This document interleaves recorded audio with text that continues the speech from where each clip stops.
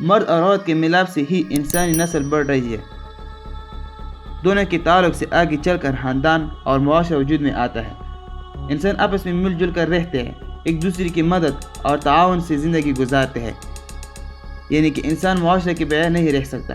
معاشرے میں طرح طرح کے واقعات پیش آتے ہیں، جیسے کہ شادی بیاہ، غمی خوشی، عیادت تعزیت اور مذہبی اور دنیاوی اجتماع۔ ان تمام مواقع پر عورت ایک جگہ جمع ہوتی ہے، ان میں آپس میں گفتگو پہلے موقع اور مہر کے لحاظ سے، پھر آہستہ آہستہ موقع سے ہٹ کر دیگر مسائل پر بات چیت شروع ہو جاتی ہے اور بات چیت شوق شکایت تک پہنچ جاتی ہے۔ اکثر خواتین زبان کا استعمال محتاط ہو کر نہیں کرتی ہیں۔ اگر عورتیں زبان کا استعمال صحیح اور محتاط ہو کر کریں تو ہمارا معاشرہ بہت سی خرابیوں سے پاک رہ سکتا ہے۔ قرآن مجید میں ارشاد ہے، ان مسلمانوں نے فلاح پائی جو اپنی نماز میں خشوع کرنے والے ہیں اور لوگ باتوں سے دور رہتے ہیں۔ معاشرے میں شادی کو لے لیجیے۔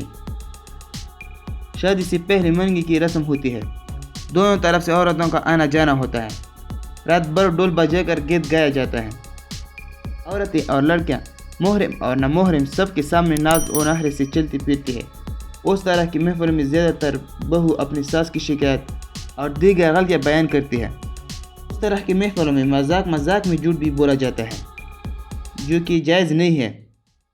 ایک حدیث میں آیا ہے، نبی کریم صلی اللہ علیہ وسلم حضرت صحابہ نے عرض کیا، یا رسول اللہ، اب ہم سے مذاق فرماتے ہیں۔ آپ صلی اللہ علیہ وسلم نے فرمایا، بلا شبہ میں مذاق میں بھی سچی ہی بات کہتا ہوں۔ بہت سے ایسے دنیاوی اجتماعات ہوتے ہیں جن میں عورتوں کو جانا ہی نہیں چاہیے، مگر عورتیں جانا فرض عین سمجھتی ہے۔ عورتوں کو چاہیے اسلامی تعلیم پر عمل کرے، کیونکہ عورت معاشرے کی تعمیر میں اہم رول ادا کرتی ہے۔ اسلام کا یہ تصور ہے کہ عورت اور مرد مل کر معاشرہ کو بناتے یا بگاڑتے ہیں۔ خدا شناس عورت اور ایک مرد دوسرے کے معاون ہوتے ہیں اور معاشرہ کو تقوی کی راہ پر لے جا سکتے ہیں۔